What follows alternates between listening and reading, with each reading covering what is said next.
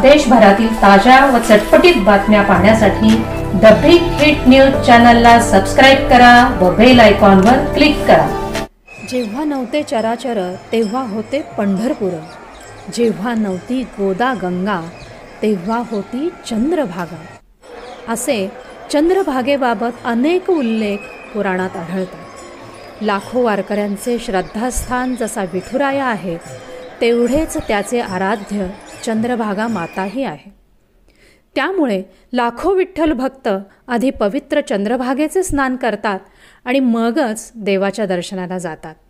मात्र आज या चंद्रभागा नदी आणि चंद्रभागा मंदिराची दुरावस्था झाली आहे।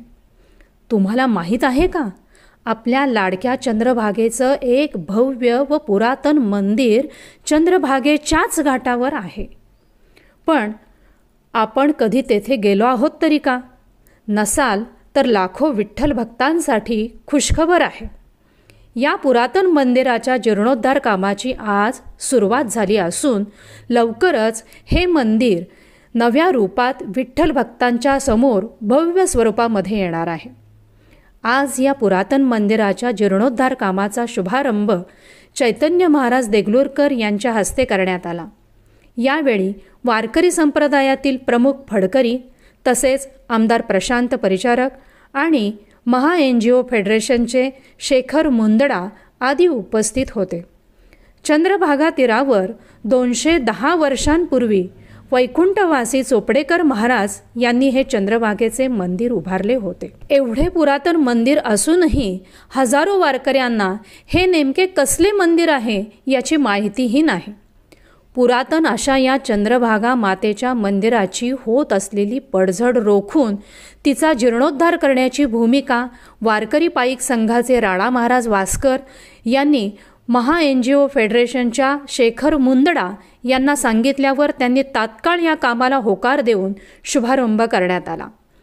या मंदिराचे पुरातन महत्त्व राखत केवळ झीज होत चाललेल्या भागाची दुरुस्ती त्याच पद्धतीने करण्याची भूमिका असून दुसऱ्या बाजीरावाने जेव्हा चंद्रभागेवरील घाट आणि तटबंदी बांधायला सुरुवात केली, त्याचवेळी हे चंद्रभागा मातेचे मंदिर विदर्भातील संत चोपडेकर बुवा यांनी उभारले होते।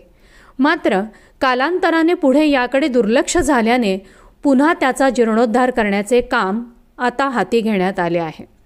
या मंदिराजवळ त्याचा इतिहास लिहिला जाणार असून स्नान करून आलेल्या महिलांना कपडे बदलण्याची जागा, भाविकांना बसण्याची व्यवस्था येथे होणार आहे। याचसोबत वाराणसी आणि हरिद्वारच्या धर्तीवर चंद्रभागेची आरती पुन्हा सुरू करण्याचा संकल्प देखील आज सोडण्यात आला। याशिवाय यापुढे दर रविवारी आर्ट ऑफ लिव्हिंगचे हजार कार्यकर्ते आणि वारकरी प्रतिनिधी चंद्रभागेची सफाई देखील करणार आहेत। काय आहे चंद्रभागेच्या इतिहासात, ऐकूयात अभ्यासक आशुतोष बडवे यांच्याकडून। आणि स्कंद पुराण, पद्मपुराण आणि विष्णू धर्मोत्तर पुराण या तिन्हीमध्ये चंद्रभागेचा उल्लेख आहे। मुळात म्हणजे परंपरेनं चंद्रभागा जेव्हा या हिंदुस्थानचा किंवा या पृथ्वीवर चराचर नव्हतं तेव्हापासूनची आहे। हे जसं आहे तसं या ठिकाणी आता विद्यमान असणारं मंदिर हे त्यापूर्वी अस्तित्वात नव्हतं। 1810 साली गोविंद महाराज चोपडकर जळगाव खानदेश भागातले हे वारकरी संत यांनी ज्यावेळी या पंढरपूरच्या विकासाचं काम दुसऱ्या बाजीरावांनी केलं, हा तट नदीला असणारा त्यांनी बांधला आणि चंद्रभागा घाटाचं बांधकाम चालू असताना चंद्रभागा घाटाचंही बांधकाम आणि या चंद्रभागेच्या मंदिराचं बांधकाम गोविंद महाराज चोपडकरांनी त्यावेळेस केलेलं आहे। 1810 म्हणजे आज जवळजवळ 210 वर्षे या मंदिराला होऊन गेली आहेत। काळाच्या ओघात अनेक आघात आले, अनेक महापूर आले किंवा अनेक विपदा झाल्या आणि या मंदिराचं काही पडझड झाली। ही पडझड 210 वर्षानं पुन्हा एकदा वारकरी संप्रदाय म्हणजे सुरुवात याची वारकऱ्यांनी केली। आज पुन्हा याचा जीर्णोद्धाराचं काम वारकरी संप्रदाय करतो आहे। पाईक संघाच्या माध्यमातून आणि महा NGOच्या माध्यमातून हे काम पुन्हा नव्यानं उभा राहतं आहे। नव्यानं उभा राहत असताना याचा मराठी बाज, मराठी परंपरेचं जे वैशिष्ट्य आहे ते तसंच सांभाळलं जाऊन जे तुटफूट आहे तेवढीच दुरुस्ती यात केली जाणार आहे आणि ते काम अभिनंदनीय आहे। असंच चंद्रभागेचं म्हणजे पात्रातलं जे असणारं अशुद्धीकरण आहे त्याही गोष्टीकडे लक्ष देणं काम गरजेचं आहे आणि त्या दृष्टीनंही सरकारनं पावलं उचलावीत, तसं नागरिकांनी आणि वारकऱ्यांनीही चंद्रभागेच्या शुद्धीसाठी पावलं उचलली पाहिजे. पण जे जीर्ण झालं आहे तेवढंच दुरुस्त करणार आहोत, मंदिर पूर्ण पाडणार नाही. केवळ ज्याची म्हणजे आपण दुरुस्ती म्हणू, जीर्णोद्धार म्हणू, तेवढंच काम केलं जाणार आहे, एवढंच आपल्याला माहिती आहे. चंद्रभागेत मंदिराचं परत म्हणजे त्याची पूजा अर्चा व्यवस्था ही व्यवस्था होती, पण काळाच्या ओघात ही मागं पुढं होत राहिली, एवढाच भाग आहे. याचा काही संबंध नाही. हे चोपडकरांनी बांधलं आहे आणि चोपडकरांनी याची पूजा अर्चेची व्यवस्था आणि सगळाच मेंटेनन्स आपले परंपरागत उपाध्ये म्हणून त्यांच्या बडव्यांकडे दिलेला आहे. आणि ते की इथं आपण या चंद्रभागेच्या मंदिराचा इतिहास या स्वरूपानं एक संकलन थोडंसं लहानशा स्वरूपात पटकन लोकांना वाचता येईल असं लावणार आहोत. आणि जसं चंद्रभागा पूजन करतो आपण, तसं चंद्रभागा शुद्धी हाही आपला गुण आहे. वारकऱ्यांना जेवढी चंद्रभागा परमपवित्र आहे तेवढी गावकऱ्यांनाही पवित्र आहे, कारण गावकऱ्यांचा पिंडच या चंद्रभागेवर पोचला जातो आहे.